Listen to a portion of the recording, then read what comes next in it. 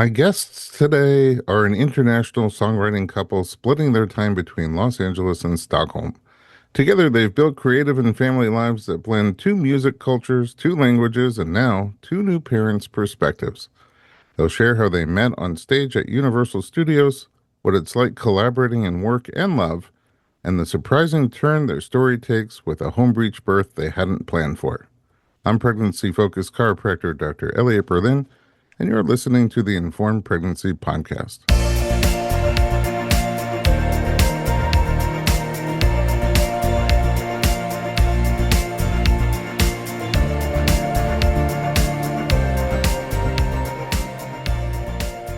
Amanda Nordelius and John Russell, welcome to the podcast. Thank you. Thank you. Thanks for having us. From Sweden.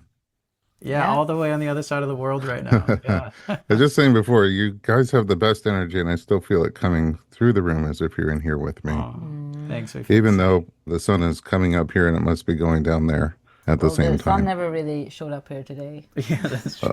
Oh, It's it's just white night? darkness. I mean, it's about 3 hours of light a day. Oh, you just have dark all Yeah. the time. Yeah.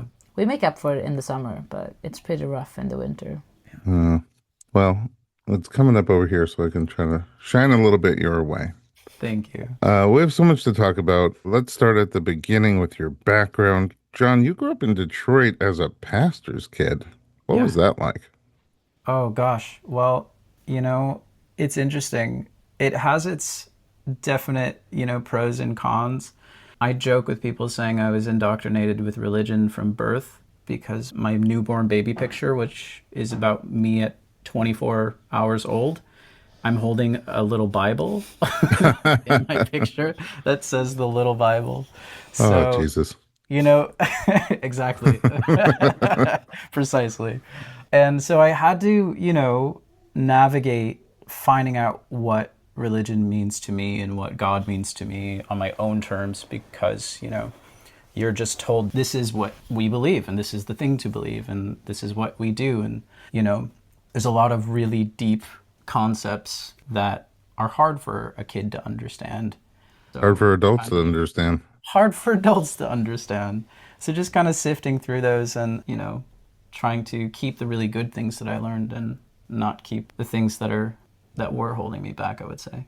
Holding you back. So you're in music, you're a musician, Yeah. but you considered law at some point. What was the journey like?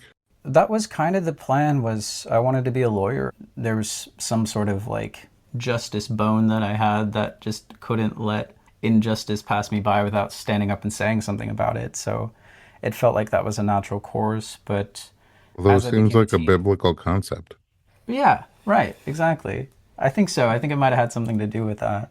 But as I, became a teenager and started feeling feelings, I decided, like songwriting and music was really where I felt the most passion and love. At that And point, did you have formal training? so not exactly. I grew up playing in church, which was honestly amazing training, especially when you're playing with like gospel musicians who are some of the best in the world. And you kind of just show up, maybe a guest shows up with music and they're just like, all right, here's my set list, learn how to play it now. Wow. And so it's really great, yeah, training I feel grounds. like some incredibly soulful musicians start in church. They do, yeah, Like, for sure. I had the opportunity to have a close relationship with John Legend, and I know he started in church as Oh, well. yeah. And Ironically, I also have a short relationship with John Legend. look at us. But yeah, We're, he shared the same. Yeah, that he also. yeah, and you could hear it when he sings. Like, you can feel that church energy come out of him. Exactly. Yeah, it's something really special about it. Undeniable. So you do have that kind of musical background, and then that took over your feelings for law.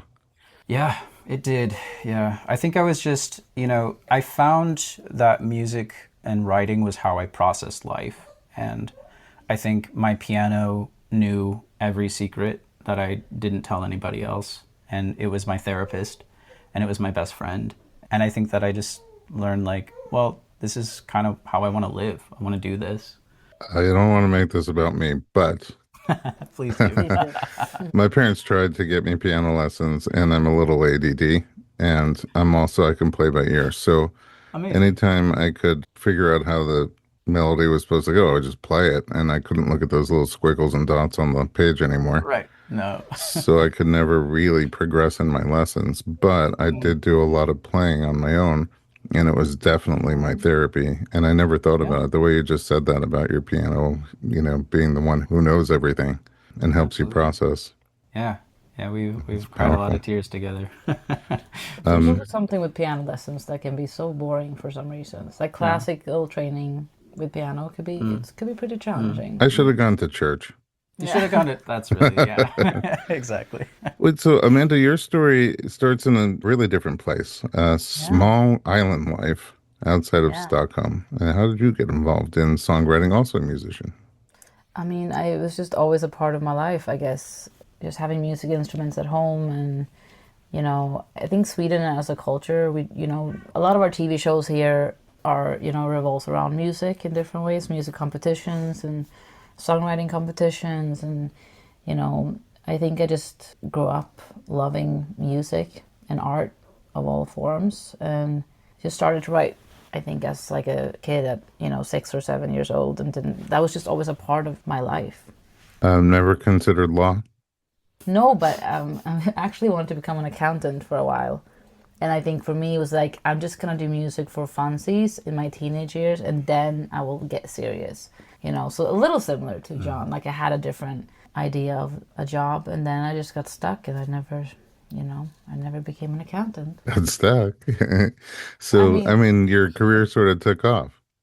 yeah, and I do the admin for me and John for our company. So I guess I do Yes. get to do a little bit of that Some anyways. accounting there Yeah. too. Yeah. How did you progress in your music career from writing songs at home in a small island to where it led? Yeah, I mean, I went to songwriting school for a couple of years, and then I became a part of this girl band in Sweden. And very long story short, we just ended up in Los Angeles with a management over there, and then I just stayed, you know, for about, yeah, I mean, 8 years or 9 years. You just loved it so much. I You just loved stayed. it. It was just Los Angeles had a very different music scene at the time, and Stockholm there was like no places to really play live, so it felt natural to move to a place where we could actually perform and yeah, just be sharing our music with people like face to face. I have two questions for you guys. Number one, I always wonder, lyrics first or melody first, or does it not Mm. have to pick? For me, it's melody for sure, Yeah. but It, that's just me. I go both ways. So a lot of times when we're writing together or with other people, we'll go melody first and then fill in the lyrics. But a lot of times, sometimes like a certain phrase will just evoke a certain melody in your brain. Like Ain't No Sunshine When She's Gone. It just feels like that melody is the right way to sing those words. So yeah, it goes both ways. Yeah, it does. For Yeah, me, but no, for I sure. was afraid you were going to say that, so I'm not sure what to do when I get home tonight. Okay. Uh, the second question is, in your formative music years, did you have each of you inspirations that kind of inspired you? I mean, there's so much. I don't even know where to begin. yeah. But I mean, I'm very inspired by, I think, actually outside of music, I think I'm very inspired by modern art. And I think that visual art really actually inspired me musically, like more than what music inspires me musically at times. Yeah. I love to consume all the other art forms to be inspired musically. If I listen to music, I kind of feel like overwhelmed.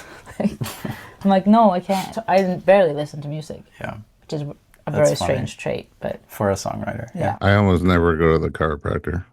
Okay, no, that's not true. There I you go all go. the time. Yeah. I had a very rich, like, I would say, like, musical experience at home. Like, we listened to a lot of Motown, obviously.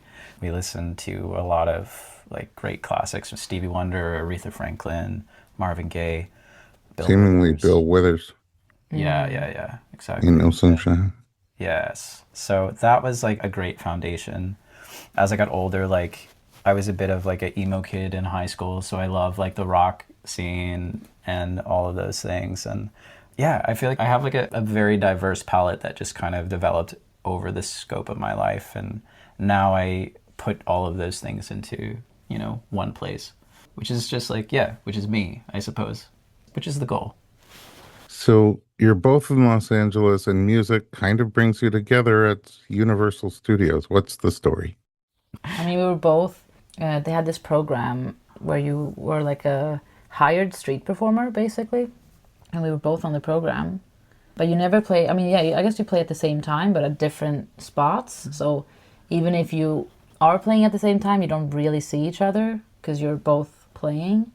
But then they had this like anniversary show where everyone on the program came together and got to meet and hang out and play on the main stage at City Walk. And we met in the green room for the first time. And we like knew of each other, but not really, we hadn't really met. I think it was after my set, before your set. And we met in the green room, and it was love at first sight. Yeah. I think you were eating pizza and lounging on your friend. And, I love how you don't remember what I was wearing, but you remember what I was eating. Yes. You were wearing a really cool jacket. Oh. I do remember. As you were always super stylish. My crushes growing up were Cyndi Lauper and Hayley Williams. So Amanda was very much like that kind of alt girl, rock and roll. I was very lucky that that was your preference. Funky style. I thought I was too emo for him, so I'm very, Also, we both thought like each other were gay when we first met, so we didn't even know that That it was a possibility. this was going to develop into anything. But the spark was there regardless. Yeah, it was. It truly was. Yeah. Well, I think everyone should meet in a green room. It's so relaxing. What a great way to start a new journey. And then, not too long ago, your journey took a turn towards parenthood. Why don't we take a quick break, and when we come back, we'll find out what that was like.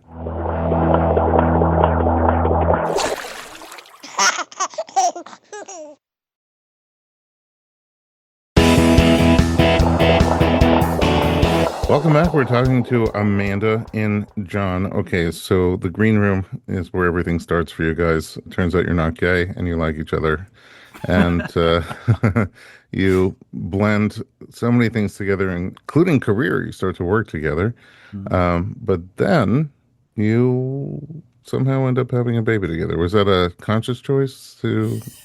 Yeah, it's hard to say, yeah. I mean, it was, I think we had just been together for like a month when we said we wanted to have kids for the first time. Yeah. So it was very much a dream that had been with us for like 7 years. Right.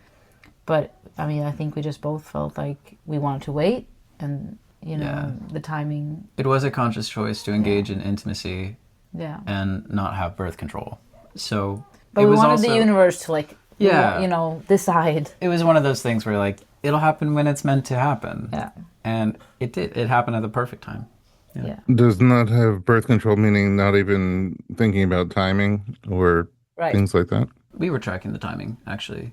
No, we knew. Well, not after we decided to. The natural cycles? Yeah. But we weren't tracking it in terms of this is the week, so we should be intimate this week. Oh, right.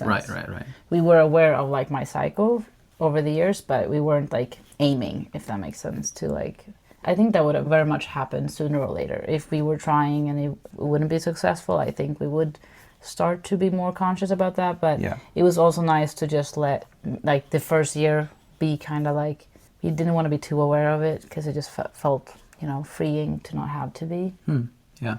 So how soon after you get together are you choosing to not prevent a pregnancy, and how long after that 6 until years. you're pregnant? Was it 6 years? Yeah. Yeah? Yeah. Yeah, 6 years. 6 years. Yeah. And then 4 months until we got pregnant. Yeah. Yeah. Pretty good. Boom. What was it like finding out? It was so shocking. It was so strange because we had 3 pregnancy tests. They were all positive, and Nobody has one. I don't know why. yeah, right. John was taking a nap. Well, it's this tricky thing with natural cycles where you're supposed to get your period a certain day, but if you don't get it that day, it moves till, it's coming tomorrow. And if it doesn't show up that day, it will move again and be like, it's coming tomorrow. So like, I looked at the app And every day when my period didn't show up, it said it's supposed to come tomorrow. So I thought, oh, I must be going crazy. It's not supposed to come today, it's supposed to come tomorrow. Like, it took me 3 days until I realized the app is just moving this little circle that says I'm getting my period, so my period is actually late. And that's what I was like, should go and get a pregnancy test. Or 3. Or 3. And John was napping, and I was like, is this when you should film this? Like, should we do a thing?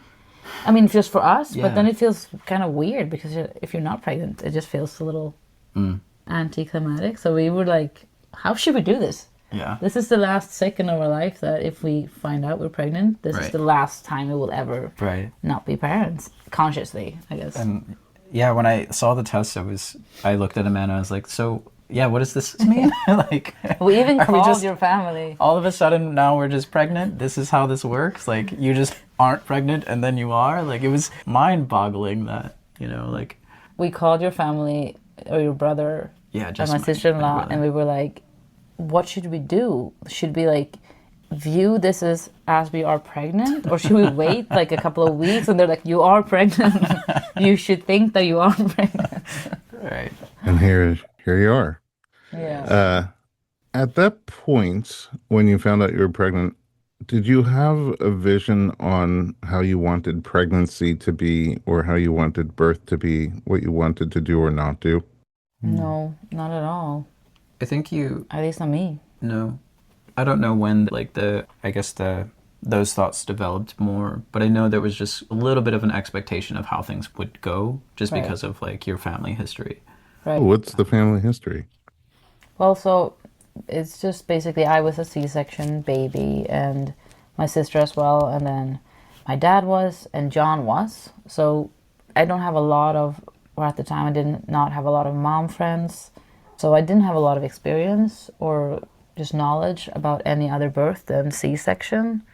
So I think in a way I felt like that was how it was gonna be for me too. Like, it was just felt like that's just the way. And in that way I almost felt like I don't really need to educate myself on anything else. I mean, it was just such a natural thought that that's how it's gonna be. So it didn't feel weird. Were you all cesarean, like, electively, or were there specific reasons? No, they were all... I was elected. Oh, you were? Yeah. Because you were the third. Yeah. You were the third cesarean? Yeah. That seems like it could be an album. Genius. Oh, sorry. You're hired. You're a marketing guy now. Consulting on my side. Okay. Okay, so you were elected. No, but I was and then... breech. Oh, you were breech. Oh, you're was... in Sweden? They don't do breech birth? They do, but I was frank, and also my water broke. I don't remember. I've asked about this so many times during my pregnancy. I wouldn't expect you to remember. But it is basically, it was an emergency C-section. Yeah. Oh, got it. You're still kind of frank. Yeah, definitely. Yeah. Oh, definitely. It left an impression. Okay, so like cesarean birth was not something foreign to you. No, it was definitely not. And I think in general, I've been very scared and fearful around birth, both C-section and natural birth. Like, I just thought it was a scary thing. I was a little scared about being pregnant. So I think a lot of it, like, I really knew I wanted kids. So I thought I'll just take it day by day. But I didn't necessarily want to maybe dream so much about it. And it felt like, I just felt a little scary to do so. I don't know if pregnancy changed you or you hide it really well. But by the time I met you, you're knee deep into pregnancy and you exude badass confidence, like I could do anything. So when you're talking about the fear of this, fear of that, I just would never have known. No, I really changed. The third trimester completely changed me. We were, in Sweden. I remember even the first trimester, my friend called me and she's like, do you have a doula yet? Do you have this? Like, all the good ones go really fast. And I was like, I don't even want to think about it. Like, John booked all the, like, what do you call it? The, Swedish brain here. Like the checkups, the ultrasounds, like all those things John booked. There were nobody had your number. Nobody even had my number. I was, talking to everyone on your behalf. Yeah. Yeah. People maybe thought we had a really strange dynamic in our relationship. Sure. But I really just didn't want to I don't know why, it just made me very anxious. So John dealt with all of it. But then when we arrived in LA for my third trimester, like in my guts, I just knew I wanted to have the baby in Los Angeles, and I felt like I would find the right people. And finally, the third trimester, like I was like, I'm ready. Now I'm ready to actually like be present, face this fear head on, find the right people, like start to read the books, start to understand what birth is like. Like I was ready to get my fingers, in the dirt. And I think that's when we met. I was just a different person in the third trimester. I guess it's funny that you say head on, but we'll talk about that soon. So up until the third trimester, you're roughly in the back of your mind just planning to have a cesarean birth, just Right. scheduled. Yeah. What changed in the third trimester? Well, so we met the doula that we decided to hire. Right. Our plan kind of before that was we were with kind of a group pregnancy situation, which was really awesome support. But their whole like kind of care plan was like, you come here, every 2 weeks and then every 1 week in the third trimester, and we'll do a little checkup, and then we're going to send you to St. John's where you'll meet your doctor, and then that's where you'll give birth. So it's like, It's not the most common model here. right, yeah. So we told our doula about it, and she was like, so you're not going to have any sort of relationship with your doctor before you like give birth? Like, no, we don't know them. She was like, that's a little weird, in my opinion. I think you guys would really benefit from like building a relationship and hopefully, like talking to a doctor about, what options you have and them getting to know you to help your birth experience. So she recommended a doctor. We took that first recommendation, not knowing anything about the doctor except for that they were recommended by our doula.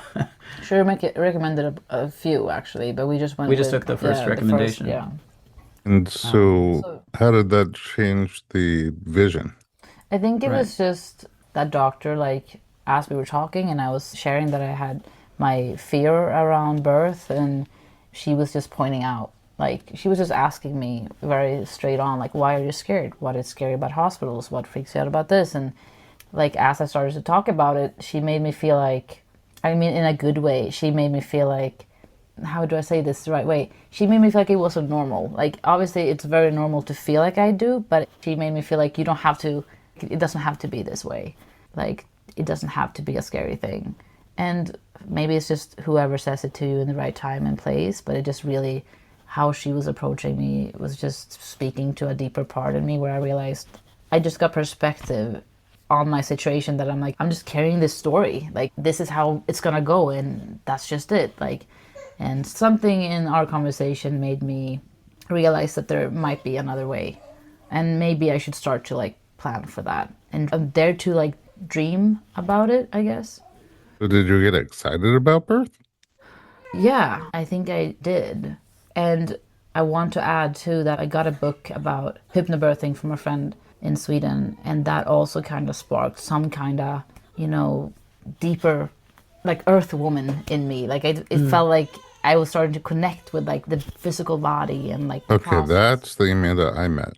Yes. Yeah, yeah. Yeah. I became a nerd kind of Yeah. about it. Like, But it made everything make sense. Yeah. Like, there was so much mystery wrapped around giving birth and what it would be like. And, it was kind of this, like, cold medical procedure where you go to a place that you're supposed to go to when something's wrong with you to have a baby. So we had read through this book, and it was talking about how birth is like the most natural physiological process for humans to do. Like, your body is made for it. Your body knows how to do it. Your body like needs to relax into it.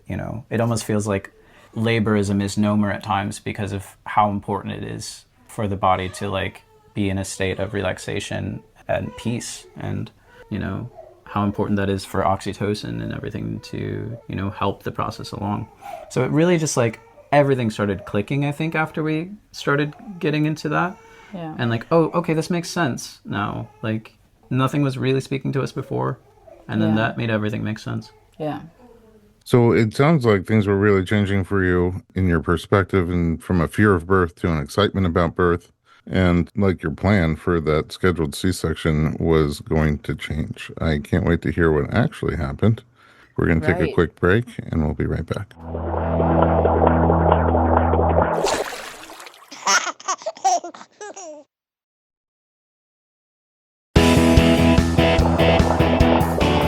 Welcome back. We're talking to Amanda Nordelius and John Russell. Okay, so scheduled C-section changes. What was the vision, regardless of how it turned out? What was the vision after you had sort of met this new doctor and doula and had a change in perspective? What did the ideal birth look like for you at that point? It was still a hospital birth. I think I had, when people shared home birth or birth center stories, there was something in me that was like very curious and excited, but I didn't maybe listen to that voice because I thought that's for other people, not for us, and definitely not for our first time, birth. But very, very close or very soon, we found out that our daughter was breech. So immediately I started to get kind of fearful again and felt like, what are my options? Not actually knowing that in Sweden we do breech birth. Ironically, I had left the country that actually do those things. So I was a little surprised when you said you were born because of Right. breech by cesarean, Right. because Sweden's one of the places that still does it. It's not globally. There's not that much going on breech wise. Right. Right. And we were just uneducated. So I didn't even know we did that until after birth when I told my family, and they were like, Sweden also do that. You know that, right? But I still feel like I was supposed to find, everyone on the journey that I was, you and amongst so many others that really helped us, Yeah. sculpt our birth story. Like the way that we met you, I think, is because the medical professionals and people we had on our team, beside our doctor, I think everyone was trying to help us to get the baby to flip, to be head down. And so we did all the yoga poses, we did all the, Spinning babies. all the exercises and everything. And I saw you, Sebastian. yes, we we came to Dr. Berlin. which was the best ever. I mean, regardless of spinning the baby or not, it was just the best treatment that I've ever received. Amazing. Wow. Yeah. Thank you. I'm so glad. And yeah, But our she little didn't girl wanna- didn't want to flip. And I could She was feel, like I could sense that she didn't want to move. And she's a rebellious alt girl like her mom. Yeah. She wants to do things her way. No matter what we did, playing music or shining flashlights toward, at the bottom of like the womb or whatever, nothing was going to spin her around. Well, I hope she came out wearing a cool jacket. But She came out with a unique haircut, that's for sure. oh, that's awesome. but yeah, so we just had to we had to start to dream about a possibility to do a natural birth, but breech. And we were just lucky that the doctor that we had hired was knowledgeable in that and experienced in that. I mean, it's crazy that we had basically no plan. And then we took the first recommendation for our doula. That doctor happened to be... For a doctor, you mean? For the doctor. Yeah. And that doctor happened to be maybe the only doctor in Southern California, or still I don't does know breech birth. how far, that does breech birth and at home. And we had no idea when we hired the doctor. And we also didn't know that our daughter was breech. Yeah. Right. Yeah. So it was just like... We were very lucky. The serendipity of everything falling into place was a miracle, honestly. So we shared it with her. We said we have, a breech baby. How do you feel about it? And she was the only one who was like, okay, I mean, nothing has to change. Like, Okay, well, she was just unbothered. I know that you said during your postpartum phase, which we'll get to in a moment, you did watch a lot of Lord of the Rings, and this is sort of feeling like a Frodo One Ring moment here, this journey, an episode. How did the birth actually unfold? So I had asked my doctor if I was allowed to choose in the moment of my birth if I wanted to go to the hospital or stay at home. And she had said, yes, we can just feel it out. So to be sure, we had half of a birth kit at home in case. Like we had the day of the birth, we went to do a EVC. ECV, external cephalic ECV. version. Right. We went to do it, but when we arrived, we all realized, or they realized, that she was fixated and too far down. So they advised me against it. But because we were at the doctor's office, they were like, take this home birth kit home. And then we're going to order like a bigger one that arrives to the doorstep. And this was maybe 12 days before she was due. Yeah. And the strange thing was after the doctor said, like, she's not going to flip, we felt the most peace we'd felt in the entire pregnancy. Yeah. We went home that day, and Amanda fell asleep, like, took a nap, and looked like a graceful little angel sleeping on a cloud. She was so peaceful. I think we had, like, fully surrendered and accepted, like, she Yeah. is breech. It's going to happen. We're going to attempt a natural birth. Mm-hmm. It might be a home birth. It might be a hospital birth, but we're going to have this kid in case, you know, and we just felt fully at peace to stop kind of, we're not going to fight it anymore. We're just going to let it, you know, Right. be this way. Right. So, yeah, I took a nap. I went out for a jog. Amanda got up from her nap and went and sat at the piano and played, like, 2 chords. And also, I just want to add, I haven't played piano my entire pregnancy. Like, this is like the first time I'm like, I'm going to sit down and I'm going to write her a song. Yeah. It would be beautiful to write her something. And yeah, I played 2 chords. Played 2 chords. Are these major chords, minor chords? I'm trying to get a sense. They were major. A major. Good question. I was going for like the Coldplay vibe, you know, trying to write her something like, epic, you know. Yeah. But you played like C and G, Yeah. and then your water broke. And then my water broke. No, Yeah. I'm going to try to recommend that to my other clients Yeah. who want to go into definitely. labor. The CG combination. Those Forget were about specific. acupuncture. Yeah. C and G. Yeah, and I called John and I'm like, you know, don't freak out, but my water just broke. So I sprinted home from the other side of the neighborhood. We immediately called our doctor. And at that point, we just knew. I mean, we didn't even think twice. Like, from that moment, it was just going to be a home birth. Like, Yeah. not once during the birth did I even think about the hospital. Like, I didn't even consider it. Right. It was just like, we're home. It's going to be home. Like, Yeah. Who was going to be there besides the 2 of you? in that moment, we just kind of, or I think I just felt very strongly that I just wanted to be alone with John. I think because I felt like the circumstances with the breach was so... I just felt like I really needed to just be on my own in a way. I mean, obviously with the support of the doctor. So we decided last second to not go with the doula. It wasn't so much of a decision more than it was just not calling the doula and just doing birth alone, if that makes sense. Sure. Which felt like a crazy thing It in felt hindsight, like a but very Frodo and Sam in the 3rd movie experience, for sure. yeah. Just us 2. And Beautiful. I mean, I think it had some pros and cons. It was really nice to be just with John, but obviously there's certain positions that will, you know, pain relief and stuff like that, that it would have been great to have that guidance. And I kind of had to figure that out on my own. But it was nice that it was just the 2 of us. Yeah. So then, yeah, it took about, I don't know, we slept through the night. I did all the hypnobirthing. I thought I'm going to stick to hypnobirthing as long as I can.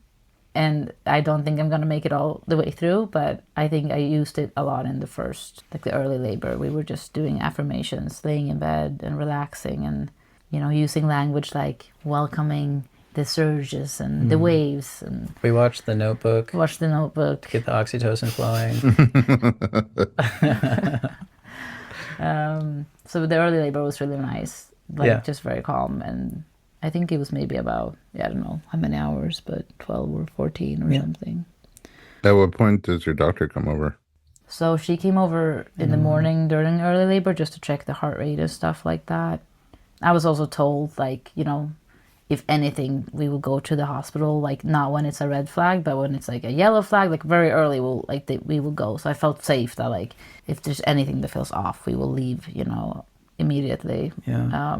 She came back a few times that day. And I also then- had cranial sacral therapy Ooh. mid labor, which was really cool.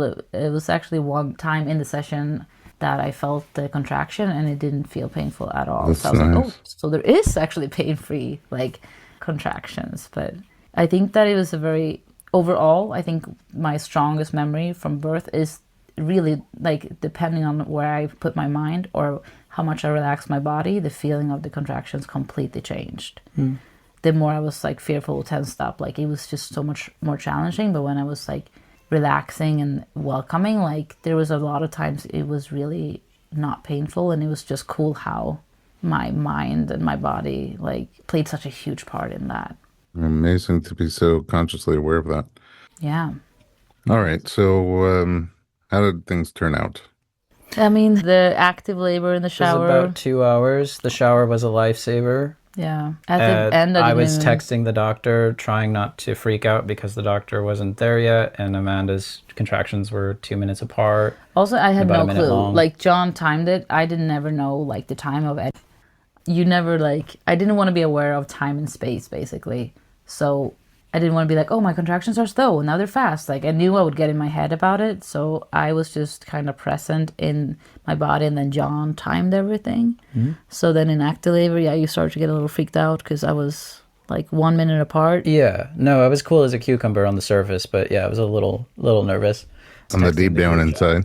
Yeah, exactly. And at that point, I was like, don't talk to me, don't touch me. But I want you to watch me. Like, the moment he left the room, the contractions felt more uncomfortable and painful. So I was like, you have to be in the room, but don't Stand in the corner. just See a fly on the wall.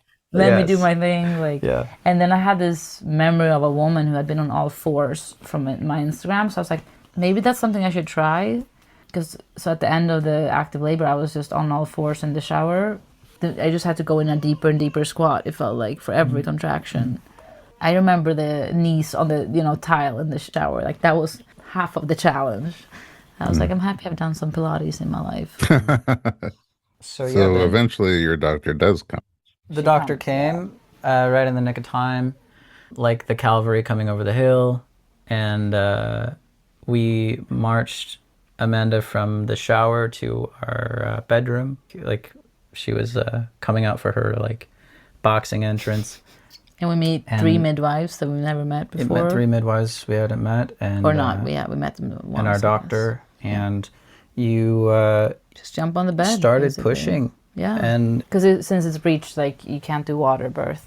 You Right. have to, obviously, or at least according to our knowledge, you have to do it right, on the bed. and you didn't know how to push, because how can you know how to push? But you instinctually did kind of know, and eventually figured it out. And I think it was 16 minutes. Yeah, it was a very intense pushing? pushing. Yeah. Wow. There was no rest period, which I don't know. We heard also with breech, like, the pushing part is faster. Yeah. And the booty came out first. Yeah. Yep. Yeah. Booty came out first. That's But always first- a little interesting to watch a baby kind of back out of the parking It's space. so Yeah. cute. Yeah. So I was hugging John, actually. Yeah. So you didn't see it, but we have the birth video. It's very cute. Yeah. Well, that is a total shift, if I've ever seen one, a 180. Did you ever finish the song, by the way? No, Oh, I yeah. still have to do that. She interrupted me mid-session. What is that? Yeah. I can't believe it. Just Can I right when you're just- getting into the second chord, the water breaks. Can I add that I think it was 20 minutes after she was born, our birth kit arrives at our doorstep. Well, I am a little musical, but one thing I'm bad at is timing. And the birth kit coming 20 after, that's kind of my song. That's amazing. I mean, it my- was still 12 days early, didn't know she would arrive early, True. but just a little too late. You guys are a really lovely couple. You have each individual has a great energy, and together you have this even greater energy. And I really appreciate you coming and sharing that incredible journey and birth story. And what I would love to do is really talk about what happens next, because, as smooth, as incredible as that birth story was, it doesn't always stay smooth right away. And postpartum is, no matter how it goes, kind of rocky terrain, I think. And so I would love to learn more about how you navigated that and what the experience has been like.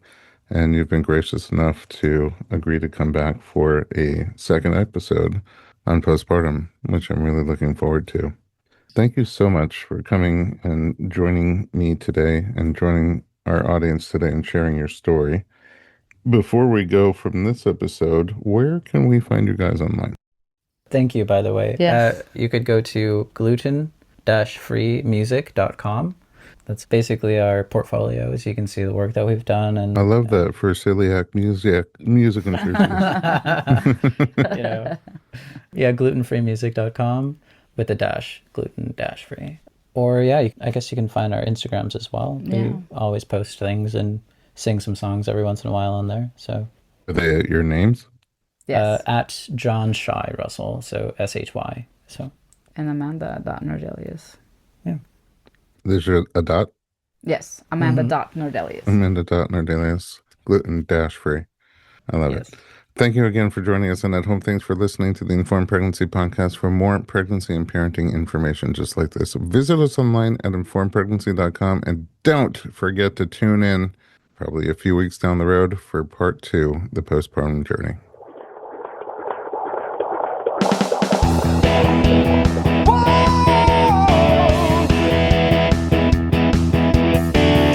Doctor, give me the news. I got a whole lot of questions for you.